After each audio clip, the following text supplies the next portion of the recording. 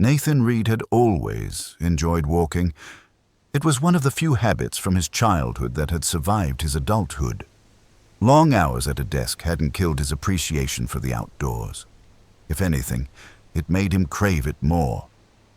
That's why, on a cool Thursday evening, Nathan found himself drawn to the city's edge, where concrete surrendered to roots and vines, and a narrow stretch of woods pressed against the sprawling suburbs like a half-forgotten scar. This patch of forest wasn't big enough to be marked as a park, but too large to be ignored entirely. It was the sort of place you could see from the highway but never think about until you needed somewhere quiet to clear your head. Nathan had seen the forest from his bus window for years, but had never stepped inside. Not until tonight. The air was damp, the city lights thinning behind him until only a faint orange glow traced the skyline. Ahead, the trees thickened. A path, barely visible under dead leaves and moss, curved between the trunks like something trying to hide itself. Nathan didn't hesitate. His sneakers crunched against the ground as he walked further in, his phone flashlight slicing a thin line of pale light through the dark. He hadn't come here on a whim. Lately, his mind had been spiraling. Work stress, restless sleep, that gnawing feeling something wasn't right. This forest felt like the right kind of quiet, not comforting, but isolating, like the world was giving him a place to unravel in peace. He didn't notice at first how quiet it really was. No distant cars, no wind. Even the insects seemed to have gone silent, as if holding their breath. After about 20 minutes, Nathan realized he could no longer see the faint city glow. Trees pressed in closer, and the ground beneath his feet grew softer, almost sponge-like. His phone flickered once, the beam narrowing, then brightening again. Ahead, the path forked, left towards denser blackness, right towards something faintly reflective.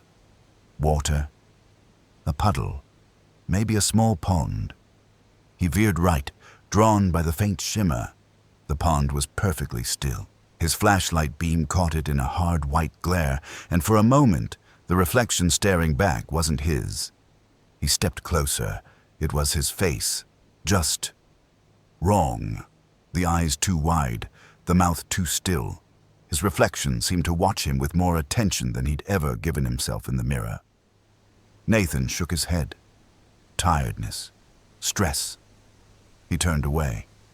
His reflection didn't. For a split second longer, it lingered, staring after him as he stepped back onto the path. He walked faster now, feeling something tighten around him, the trees leaning closer, the ground pulling at his steps. His phone buzzed, a single notification lighting up the cracked screen. Unknown number. Nathan, don't answer. He stopped, looked behind. Nothing but trees. Another message blinked through. Unknown number. Nathan, it's in the trees. Don't look at it. Keep walking. His throat tightened. His fingers gripped the phone hard enough to ache. He didn't recognize the number. Didn't recognize the creeping sensation crawling up his spine either. Keep walking. He moved, faster now. The path shifted beneath him like something alive, roots writhing in the dirt just out of sight. Shadows tangled between the branches overhead, something moving where nothing should be. Up ahead, a figure stood in the path. Human shape. Not moving, watching him. Nathan's breath caught. His light trembled over the figure. Black jacket, head bowed, arms hanging limp at its sides. When the beam touched its face, it smiled. Lips splitting too wide, teeth too many, eyes that opened wrong, like wounds instead of eyes. His phone buzzed again. Unknown number. It's not a person. Don't answer. Keep walking. Nathan backed away. The figure didn't move. The trees behind it did. Shifting, creaking, leaning in. Roots crawling towards him like hands through soil. He turned, walked fast, not quite running. Running felt dangerous. Running felt like it would notice. The path bent in impossible directions, leading him past things that shouldn't be there. A playground swing, rusted and gently moving, though no wind blew. A door standing alone in the trees, its surface marked with deep scratches that bled dark sap. Another text. Unknown number. Almost out. Don't look up. He didn't want to look up. He did anyway. Above him, the trees weren't trees anymore. Shapes hung between the branches, faces stretched too thin, eyes pressed into bark, mouths sewn into knots. Watching, all of them watching. Nathan broke into a run. The forest tried to hold him, roots rising like claws, branches clawing at his jacket, something whispering under his breath. Nathan, Nathan, Nathan, like it knew him better than he knew himself. Through the blackness, something glimmered. Light. Weak, distant, but unmistakably city light. He didn't stop, didn't dare look behind. The path unraveled beneath him like a dying thing, tearing itself apart to keep him longer. His phone screen cracked fully under his grip, messages still flashing beneath the ruined glass. Unknown number. Don't stop. Unknown number, you're almost out. Unknown number. It can't follow past the light. He broke through the tree line in a stumble, hitting pavement hard enough to bruise. Behind him, the woods hissed. Not wind, not leaves, but something breathing, something starved. The trees leaned as if disappointed. Ahead, streetlights blinked in steady rhythm. Cars moved in distant lines, the city uncaring, alive. Nathan didn't look back. He walked home on shaking legs, throat raw, skin marked by thin scratches, like writing he couldn't read. When he finally slept, his phone, cracked, silent, buzzed once more. Unknown number. Good job. He never walked near the forest again. But sometimes, in the corner of his eye, the trees seemed closer than they should be.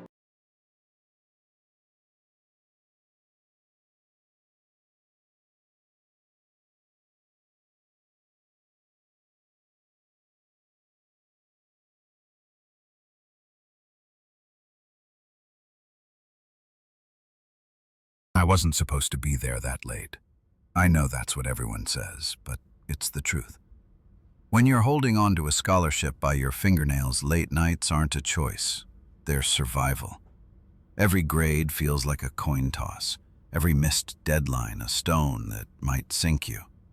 That's why I lived at the library. It wasn't pretty. It smelled of stale air, dust, and that sharp tang of industrial cleaner that never quite covered the odor of old paper. But it was quiet. Nobody asked about my family or why I didn't go home for holidays. Nobody wondered why my dorm room was just a bed, a desk, and stacks of battered textbooks. Inside those walls, I could disappear. That night started like all the others. I had claimed a table deep in the north wing where the fluorescent lights hummed with a jittery, uneven buzz, and lost myself in my laptop and a sea of cold coffee. Hours slipped past unnoticed. I didn't look up until the overhead lights dimmed. At first, I didn't process what had happened. The library felt different, too still, like the building itself was holding its breath. I shoved my books into my backpack, every creak of the chair beneath me sounding unnaturally loud. The hush pressed harder with every step toward the atrium. The front doors didn't move. I yanked harder. The handles didn't even rattle. I frowned, my pulse quickening. "Hello?" My voice echoed, swallowed by the cavernous space. No answer. I tried the side exits, the emergency stairwell, even the staff doors, all locked. The security office offered no help, just a half-drunk cup of tea on the desk and cameras flickering static across gray screens. I checked my phone. No bars, not even a flicker of signal. That's when I heard it. A sound. Soft, deliberate. The shuffle of bare feet dragging across the floor. I told myself it was the janitor. I turned the nearest corner. Between the towering shelves, something pale shifted out of sight. Too tall, too thin. Moving with a boneless, unnatural grace that made my stomach knot.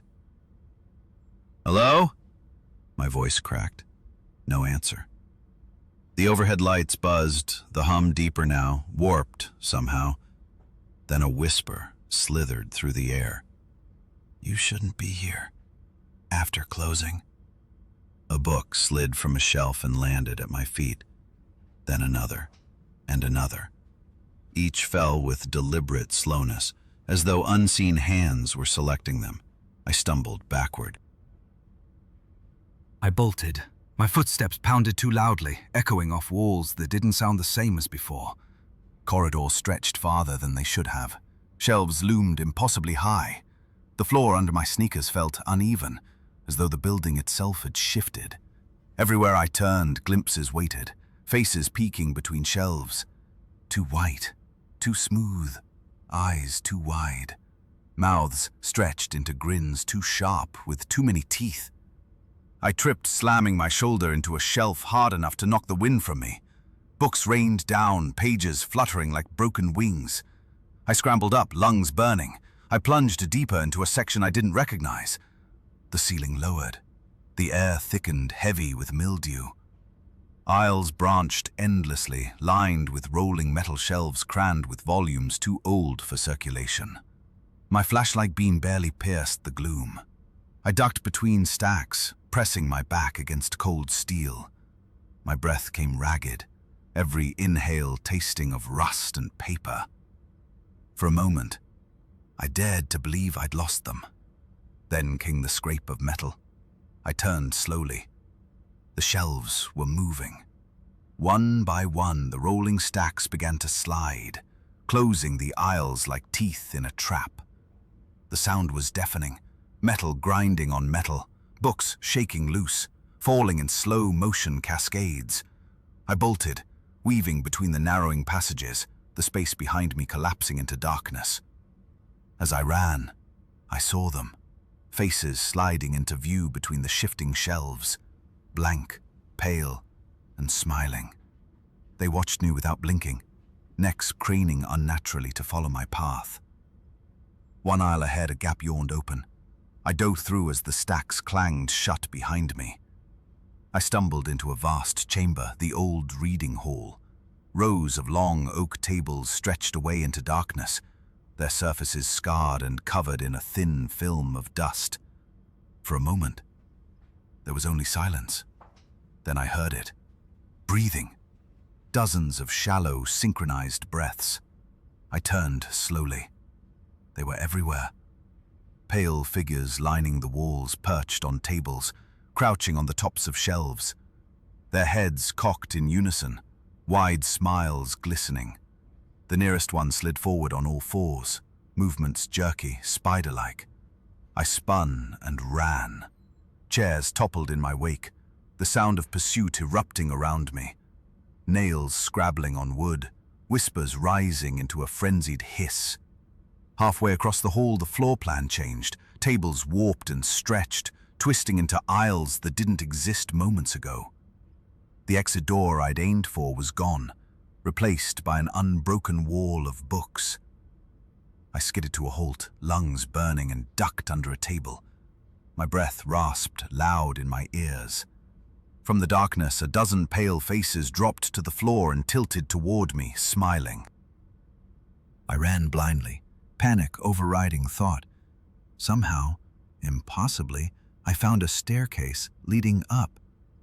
At the top, a door glowed with a green exit sign, my salvation. I slammed into it shoulder first. It gave way, spilling me into another aisle of books. The air was colder here, heavy with that same sweet metallic stench. Behind me, the door had vanished, replaced by more shelves. A laugh, soft and papery, brushed my ear. They were toying with me. I hit the ground floor, muscles screaming, and staggered toward the main doors. The heavy chains glinted in the emergency lights. I clawed at them, fingers tearing on cold steel. Blood slicked my hands, the links rattling, but holding fast. Behind me, whispers crescendoed into a deafening chorus. Dozens of faces emerged from the shadows. their grins stretching wider, eyes glistening like wet ink. A voice breathed against my ear, cold and papery. "Stay." I screamed and wrenched the chains with everything I had. And then, without warning, the doors gave way. I woke on the library steps, sunlight blinding me. The chains were gone. 2 security guards stood over me, trading uneasy glances. "Lucky boy," one muttered. "They don't let everyone leave." I tried to speak, but only a hoarse rasp escaped my throat. Behind them, the library loomed silent and still, its heavy doors yawning wide as though nothing had happened. I haven't been back. I can't. But I still feel them, watching me from the edges of my vision. I still wake some nights to the sound of pages rustling and whispers like dry paper tearing. I keep my eyes shut and tell myself I'm safe. But I know the truth. They let me go once. They won't make the same mistake twice.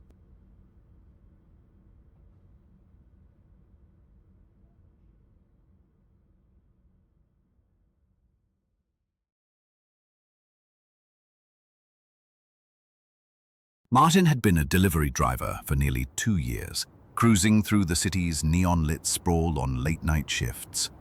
He liked the job's simplicity. No co-workers, no bosses breathing down his neck. Just him, the miles, and static-filled radio stations no one really listened to anymore. It suited him. He hadn't been sleeping much lately, not since his father died last winter. Driving helped keep his hands busy and his mind numb. Nights blurred together, wet streets, flickering streetlights, the same tired neon signs leaning over sidewalks that clung to the day's warmth long after midnight. Routine felt safe, predictable. Until the night, something changed. It was a Wednesday, a dead center of the week night when nothing was supposed to happen. Martin was finishing his last delivery on Lantern Street. He knew the route, knew the laundromat, the tailor, the burned-out cafe, knew the parking lot swallowed by shadows beneath a flickering light. Except tonight, a store stood there. No sign, no name, just pale light behind greasy windows, buzzing faintly onto cracked pavement. The crooked door sat beneath a faded awning. Inside, shelves stretched deeper than physics should have allowed.